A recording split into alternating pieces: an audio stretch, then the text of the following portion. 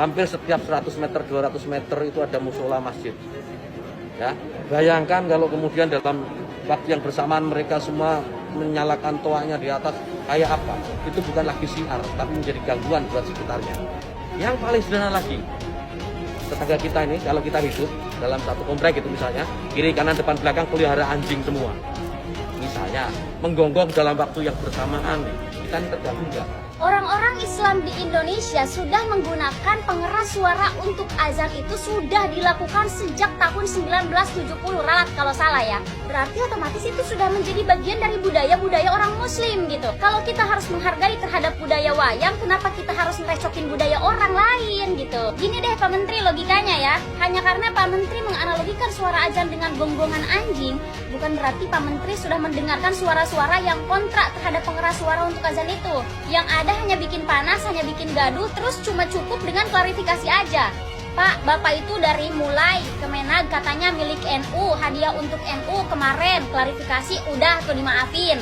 Dan sekarang menganalogikan suara azan dengan gonggongan anjing, Pak.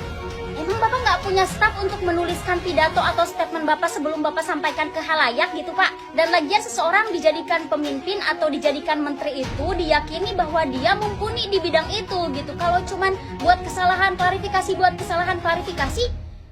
selain Bapak juga bisa jadi Kemenag. Jadi gini, semenjak masuknya zaman kemerdekaan, azan itu memang sudah menggunakan pengeras suara. Banyak perdebatan dari sejak itu sampai sekarang memang banyak. Tapi menganalogikan suara azan dengan suara anjing yang dikeluarkan dari mulut yang katanya memiliki jabatan tertinggi di Kementerian Agama, itu begitu memalukan sih. Seharusnya jadi pemimpin dari Kementerian Agama yang di Indonesia Muslim bukan cuma satu agama itu harusnya mengajarkan toleransi gitu. Orang-orang Islam di Indonesia sudah menggunakan pengeras suara untuk azan itu sudah dilakukan sejak tahun 1970 ralat kalau salah ya. Berarti otomatis itu sudah menjadi bagian dari budaya-budaya orang Muslim gitu. Kalau kita harus menghargai terhadap budaya wayang, kenapa kita harus merecokin budaya orang lain gitu? Gini deh Pak Menteri logikanya ya. Hanya karena Pak Menteri menganalogikan suara azan dengan gonggongan anjing, bukan berarti Pak Menteri sudah mendengarkan suara-suara yang kontra terhadap pengeras suara untuk azan itu. Yang ada hanya bikin panas, hanya bikin gaduh, terus cuma cukup dengan klarifikasi aja. Pak, Bapak itu dari mulai Kemenag katanya milik NU, hadiah untuk NU kemarin, klarifikasi udah tuh dimaafin. Dan sekarang menganalogikan suara azan dengan gonggongan anjing, Pak.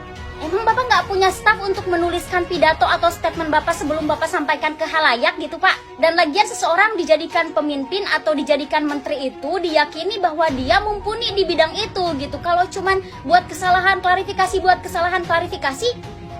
selain Bapak juga bisa jadi Kemenag. Terus kalau gitu spesialis Bapak sebagai Kemenag apa dong? Gak mungkin dong masyarakat memanggil Bapak memiliki spesialis yang cuma bikin kontroversi saja. Kalau cuma bikin kontroversi selesai itu mengklarifikasi atau minta maaf, jangan jadi Kementerian Agama Pak. Jadi artis atau seleb aja.